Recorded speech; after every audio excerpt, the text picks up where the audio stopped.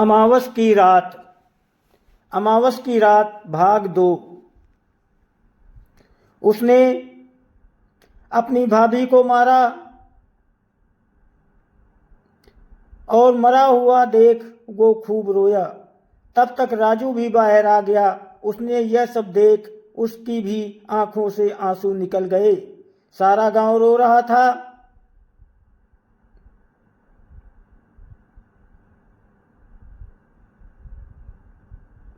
सुबह उसके शव को जलाया।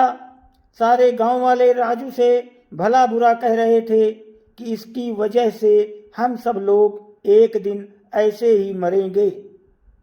सारे गांव वाले, हाँ, इसकी ही वजह से हमारे लिए ये मुसीबत खड़ी हुई है। इसको तो नरक भी नहीं झेलेगा। अपने ऐसे भाई के साथ तूने धोखा किया है। तो दोस्तों, ये थी एक अमावस की रात की एक चुड़ैल की कहानी। अब सुनो आगे की दास्तां कि किस प्रकार उस गांव में दोबारा शांति आई। नीरज, शांत हो जाओ। भगवान हमारी मदद जरूर करेगा। ऐसा तो कोई होगा जिसे हमारी मदद के लिए भगवान भेजेगा। कोई खुदा का नेक बंदा ही अब आगे हमें बचा सकता है। दोस्तों, जब फिल्म में विलेन होता है तो एक हीरो का भी होना जरूरी होता है, चाहे वो अजय देवगन हो या सुनील शेट्टी। तो सुनो कहानी का अगला पार्ट। अब तो सब लोग बस भगवान से प्रार्थना करने लगे हैं, भगवान हमें इस मुसीबत से निकालो। हे प्रभु, अब तो हम तुम्हारी शरण में हैं। भगवान तो बस किसी न किसी बहाने से जो लोग उन्हें भूल जाते हैं उनको याद दिलाते हैं। तभी तो कहते हैं दुख में सुमिरन सब करें और सुख में करे न कोई, और जो सुख में सुमिरन करे तो दुख काहे को होए। तो दोस्तों, भगवान भी बड़े दयालु हैं, तुरंत क्षमा भी कर देते हैं। तो उस गांव में किसी की मौत आने से पहले भगवान ने एक फरिश्ते को उस गांव में भेज दिया। उसका नाम था विराट। वो भगवान को मानने वाला एक नेक बंदा था। वो किसी काम से वहां से गुजर रहा था। रात होने वाली थी, इसलिए उसने सोचा कि क्यों न मैं रात भर यहीं ठहर जाऊं।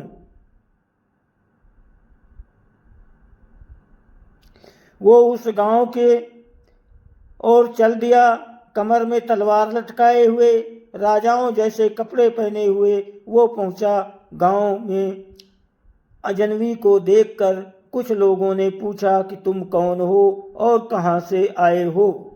उसने कहा कि मैं विराट हूं और किसी काम से यहाँ से गुजर रहा था। रात होने वाली है तो सोचा क्यों न मैं यहाँ रात भर रुक जाऊं। एक गांव वाले ने पूछ लिया, अच्छा तुम ही वो विराट हो जिसे लोग भगवान का भेजा हुआ फरिश्ता कहते हैं। उसने कहा, हाँ, कुछ लोग कहते हैं। सब लोग उसके पैरों में गिर पड़े। भगवान ने हमारी सुन ली, तुम जैसे फरिश्ते को भेज दिया। हमें बचा लो विराट, हमें बचा लो, हमें उस चुड़ैल से बचा लो। तुम ही हो जो हमारी मदद कर सकते हो।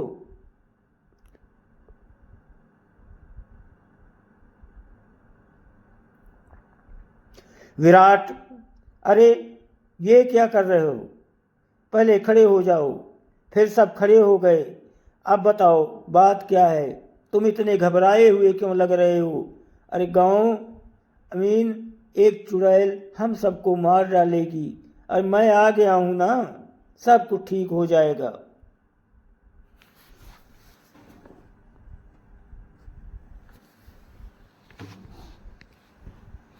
आओ सारे बताओ मुझे क्या हुआ है। तब गांव वालों ने सब कुछ बता दिया और राजू और नीरज को बुलाया और कहा, राजू, तुमसे जो लालच मैं जो कुछ हुआ बुरा हुआ उसे तुम भूल जाओ और हमारा साथ देकर इस गांव को बचाओ। और नीरज, तुम अपने बड़े भाई को माफ कर दो। नीरज, मैं तो भाई से कभी गुस्सा भी नहीं हुआ, मगर आप लोगों को लगता है कि मैं गुस्सा हूँ, तो भाई मुझे माफ़ कर देना। और उसने राजू के पैर छू लिए। राजू ने उसे उठाकर गले लगा लिया। दोनों की आंखों से आंसू निकल रहे थे। तब विराट ने कहा, हमारे पास कल का वक्त है और परसों अमावस है। तुम लोगों को किस किस चीज़ का इंतजाम करना है मैं बताऊंगा। अब आप लोग निडर होके अपने घरों में सो जाइए। सुबह मैं सब को बता दूंगा। विराट को गांव वालों ने बढ़िया पकवान, मिठाइयाँ और खूब मेहमान नवाजी की और बढ़िया बिस्तर पर सुलाया। सुबह होकर विराट ने सब गांव वालों को इकट्ठा होने को कहा। थोड़ी देर में सारा गांव इकट्ठा हो गया। तब उसने सबको बताया, हम सबको मिलकर उस चुड़ैल को मारना होगा।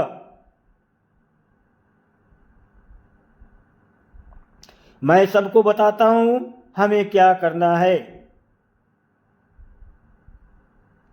कल रात पूरे गांव में उजेला होना चाहिए। कोई भी घर बिना उजाले के नहीं होना चाहिए। पूरे गांव को दिवाली की तरह सजा दो और सब लोग घर से बाहर होने चाहिए मेरी नज़रों के सामने। और राजू, तुम अपने घर में हवन की सामग्री के साथ वहाँ बैठोगे। मैं यहाँ से मंत्र पढ़ूँगा और तुम आहुति दोगे। और नीरज, तुम जंगल में 2 लोगों के साथ उस चुड़ैल की कब्र को खोदकर उसके शरीर को जलाना होगा। मैं तुम्हें कल सुबह यहीं मिलूँगा। अब सब लोग तैयारी करो। उस दिन की रात कब बीते सबको यही इंतजार था। सुबह होते ही विराट ने सब गांव वालों को इकट्ठा किया और कहा, तैयारी हो चुकी है। गांव वाले, हाँ, हमने अपने घर में खूब सारे दीपक तैयार करके रख लिए हैं। सारी तैयारी हो गई है। शाम होते ही उसने नीरज से कहा, तुम 2 लोग लेकर ये लो अभिमंत्रित नींबू। ये तुम्हें वहाँ कब्र कहाँ है ये बताएगा। ये जहाँ भी है लाल हो जाएगा, वहीं उसकी कब्र है। और ये लो लहसुन की मालाएं, अपने अपने गले में डाल लो। इससे वो तुम्हें छू भी नहीं पाएगी।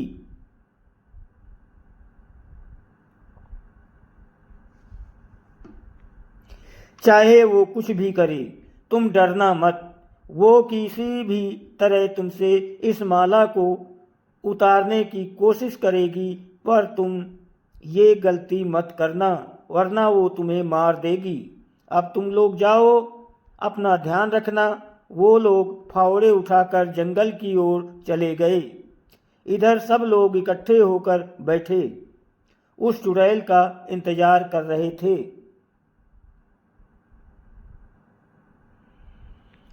उधर राजू अपना आसन लगाए हुए हवन पर बैठा था। रात के 12 बज रहे थे कि किसी के पैरों की आहट सुनाई दी। सब लोग उधर देखने लगे तो क्या देखते हैं कि बाल बिखरे हुए सफ़ेद साड़ी में एक औरत चली आ रही है।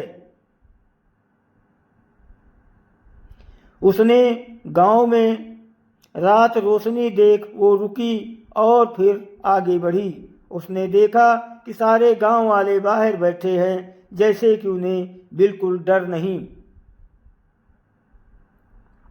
किसी बात का। वो जोर से चिल्लाई, अरे मूर्खो, मरने की इतनी जल्दी है? हा हा हा हा, लो तो ये लो। उसने जोर से हवा चला दी कि सारे दीपक बुझ गए और सारे गांव में अंधेरा हो गया। सारे लोग डरने लगे। ओ कभी इधर दिखे, कभी उधर।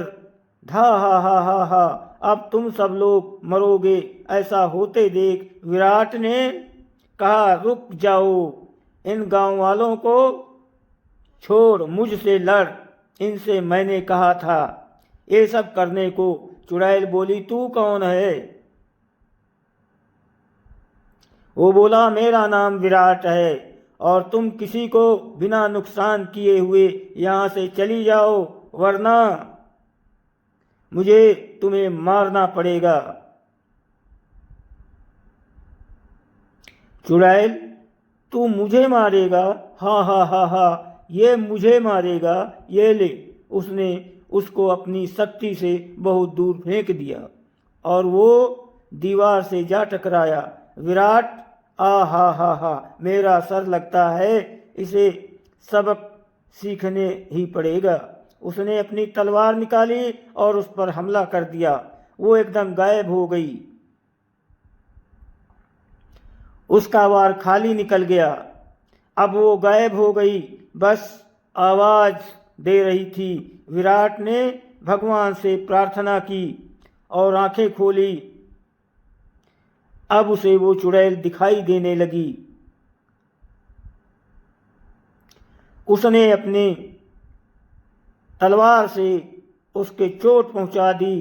अब वो अपने को हारता देख और राजू की ओर लपकी।